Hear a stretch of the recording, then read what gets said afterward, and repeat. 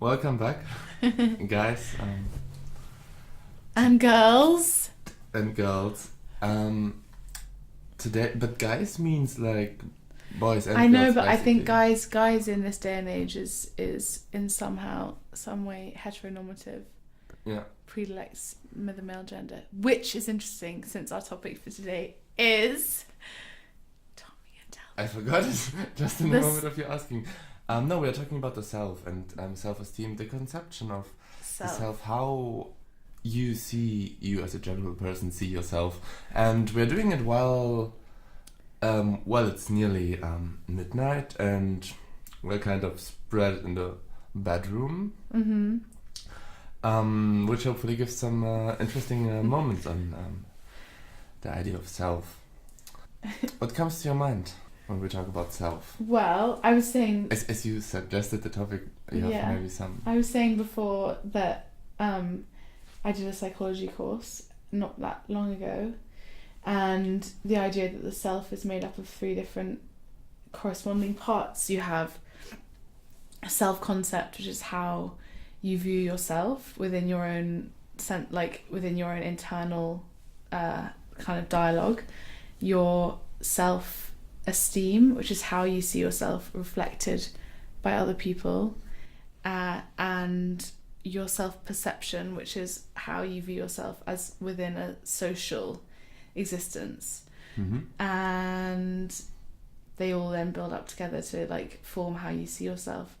And I don't know, I think that maybe your self-perception, which is how you view yourself as fitting into a social group, is probably now the most important thing because of like social media that's ever present. Do you think it's like me having an idea of myself and from that idea choosing my social group, or I have a social group around me which is then forming the self? It's both.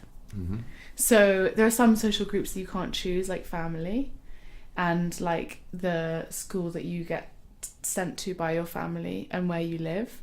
But I think every other social group, you attribute your own level of success or beauty or cool in inverted commas, and then you reach for the same group that you think matches your levels. Yes, so there are partly the fixed social groups and partly the ones that change throughout your lifetime based on how you change. Yeah. So like you might have a friend that you've known since you were 4 years old, and when you were at like baby school together, you were in the same social group because of course you would be. And then they move up schools and you wouldn't have predicted the friends that they end up with when they're 18. And I think that's because their self-perception in a social sense will change. So maybe when they're 13 and you see them, they're hanging out with like the skater dudes and wearing baggy trousers and chains. And then they're 18 and they're hanging out with like the preppy kids who've got button-down shirts on and whatever. So, I mean, that was all about clothes because I'm clothes-centric. Clothes-centric, that's the word. But it can be everything. So you think there are certain attributes to a group that make you choosing the group and also in return allow you to be part of the group by having these attributes yourself. Exactly. And clothing is surely one of these rather common, but it's probably not the most. It's not the most important one, but my mum always told me that clothes were more important than other clothing, stuff. like it's obviously. I mean, clothing and the idea of self is very, very, very interesting. I'm always like remembering the scene from this movie Garden State where Zach Braff, I don't know who he's called in the movie, is standing in front of the wall out of like this pattern tapestry with the shirt in the same pattern and kind of disappearing them. And then I once was like making a sticker where this picture was on the sticker and I wrote like, you can't define yourself by the clothes you wear, which I thought at this time when I was like 16 Very to be very poetic. smart Yeah. idea. But you asked me like 2 days ago when I was getting changed, you said, do you think of your dress style as eccentric Yes. on purpose or accidentally? Which is really interesting to me because I don't intentionally choose to be eccentric, but maybe it's with how I dress. And maybe not now anymore, but maybe There was a time when as it you was... went for this yeah. kind of dress. I mean, you did it for a certain reason or certain desire or something. Yeah. Because I always think like, if someone is dressing like this, I mean, not only you, but like also other people that have like a very, or like me dressing only black most of the time. So this is kind of, it would take me some effort to dress only black. Yeah. But then going back to like the idea of self, do you think that your self-presentation, so the way that you like present yourself to the world, do you think that it really affects your self-esteem, how good you feel about yourself? Because I would say that generally speaking, although I care a lot about what people think about how I act in terms of like being kind, being attentive, yes, I don't care what people think about how I look or like how I physically present myself to the world that much. And being more bold and outrageous is fun. But so you want people... You're not the same, I don't think. Yeah, so you want that people judge you by your personality and by your way of being. I don't want that, but that's just how it is. Like, but this is something that you accept, and when they judge you by your clothes, this is something that you... I'm a bit like, well, I don't care. It's just, yeah. Yeah. I always thought that, like, people are telling you that you shouldn't care, but then I think it's somehow very dangerous not to care. But what if someone said to you in passing, casually, like almost as a joke, like, well, Tom dresses like everyone else? What like feeling would go down in your body? Tom dresses like everyone else. Yeah. Depends if I'm in the mood of dressing like everyone else. Okay. I mean, it's not necessarily inherent to clothes that you want to look special. Yeah. Because you may want to look like everyone else. But that's interesting in itself, because yes, the idea that we try to look special by how we dress is like almost unnecessary, because of the fact that we all look special because everyone looks different, like just by their face. So that, I know that's interesting to me, that we still feel that need to kind of peacock over the top of how we look already, which is special in itself. Like no one looks like you. It's true, but then in the everyday perception, how much are we then judging by the face? Especially like when we're in a crowd of people and we just see people at the edge of our eye kind of view, that, I mean, we just see their clothes a lot of times without actually looking at their faces and thinking how they interpret or how they wear these clothes. Okay, I have a question for you. Please. So whenever I'm scared. No, it's not scary. Whenever I see someone, well, the underground in London is very good for this, but I have this thing where when have you heard, guys, we're from London? If someone's coming towards me, or if I'm sitting on the tube, I will always look feet first and then up. And I used to have a joke with my friends when I was like 15 years old that I could never go out with a guy who had bad shoes. Yeah. And I think it's true now. And I'm now 22, and I think it's as true as it ever was. That's such a good statement.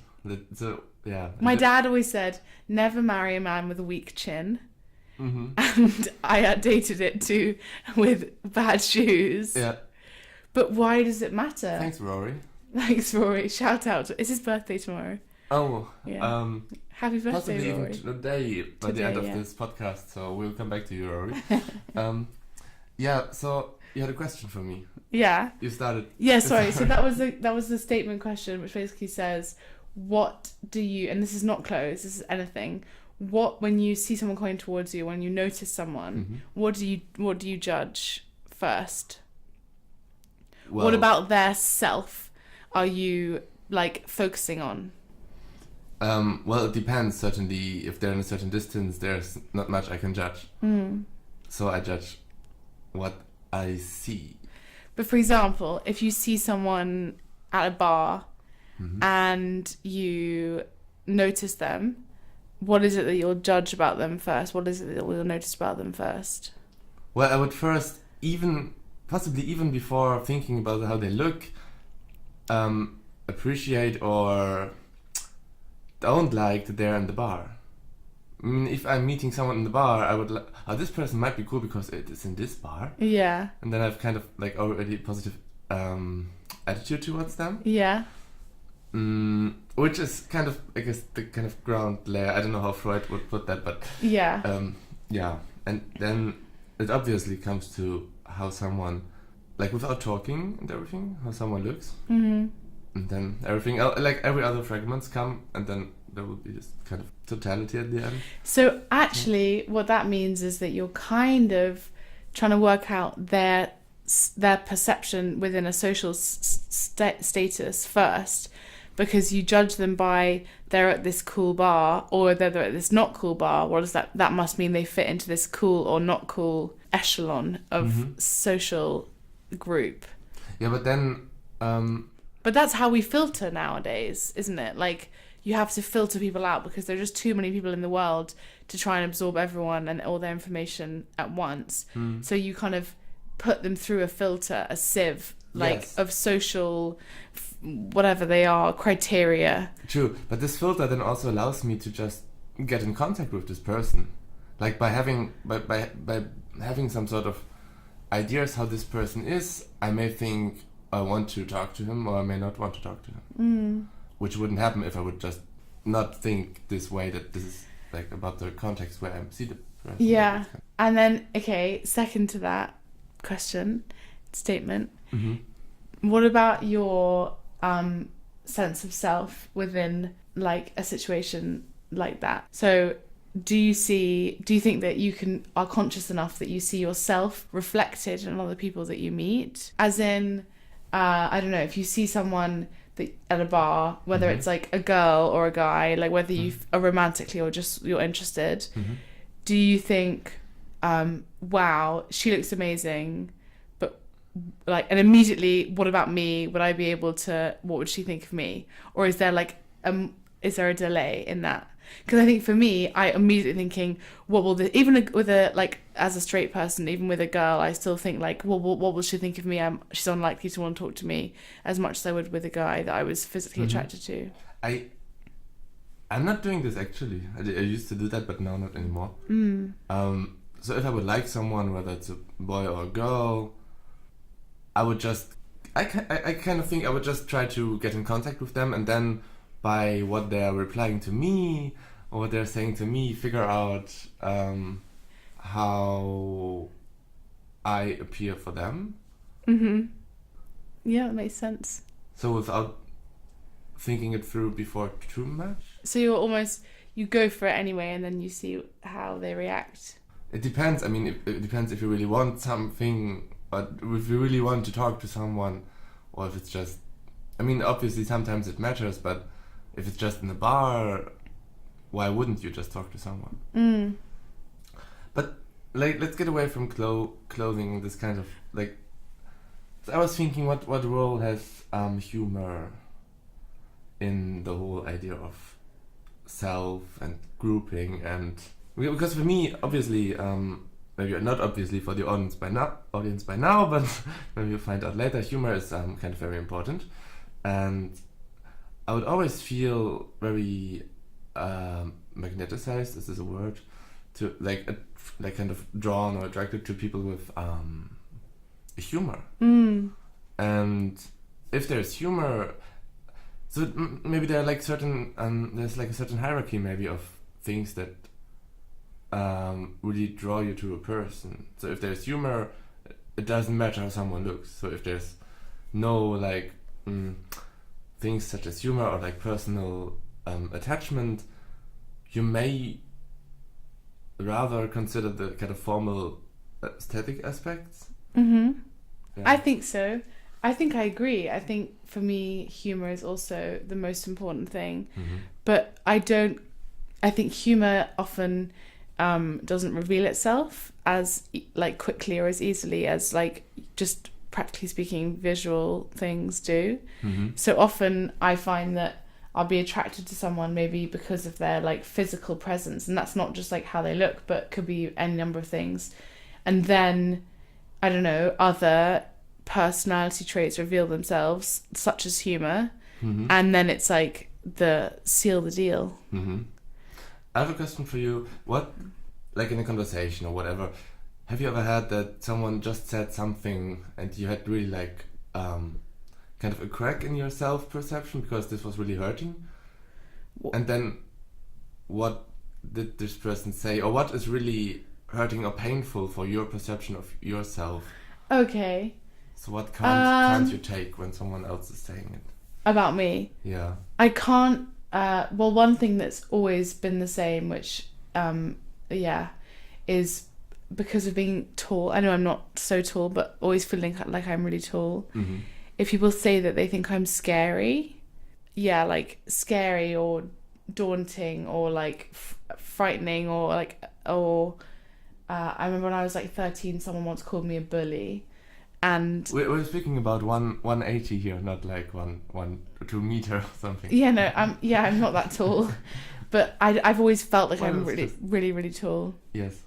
And anyway, so anything that was like daunting, scary, domineering, anything which made me feel like I was the giant gingerbread man from Shrek 2 looking down on everyone, I really, really, really am very, very sensitive about. And that's it. Like, even if people say that I'm bossy or that I'm controlling, I don't really care. But the height thing somehow becoming an actual characteristic, I don't like. Mm-hmm. What about you? I guess when someone tells me that I can't do something or I cannot achieve something, that's not a comment on your personality, though, is it? I feel like, because he is like kind of not... So it's kind of a lack in my... Whatever it is, let's say...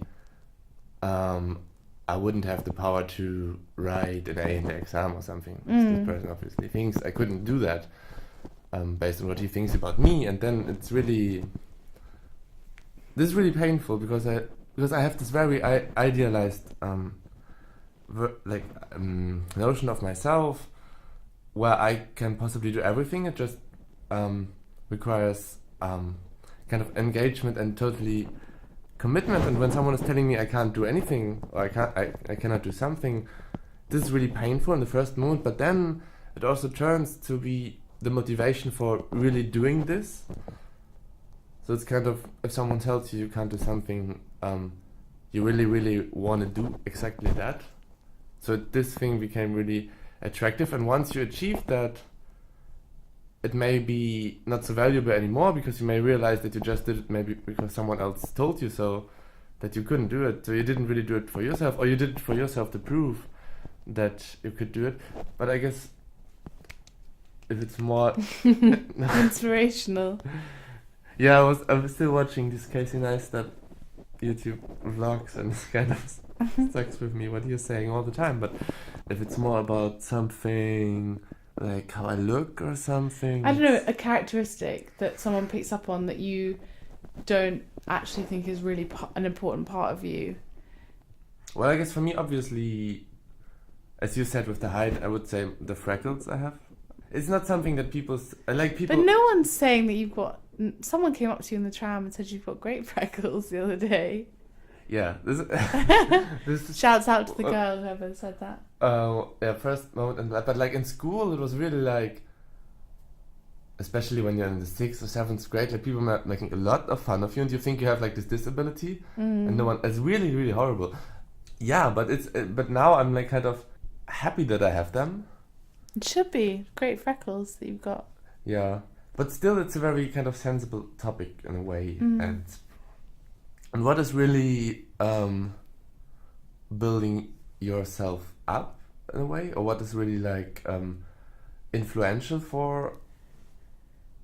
Like if people say something about me. Yeah.